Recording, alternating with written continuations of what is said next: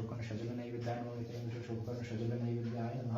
ओम इतिगं श्रीतद्वितदेवाय श्री विष्णवे नमः ओम इतिगं श्रीतत्संप्रदानाय श्रीमद् दक्षिणकालिकाय देवताय नमः ओम क्रीडं शोकर्ण नैवेद्यं श्रीमद् दक्षिणकालिकाय देवताय सरस्वती महाभागे विद्ये कमललोचने विश्वरूपे विशालाक्षि विद्या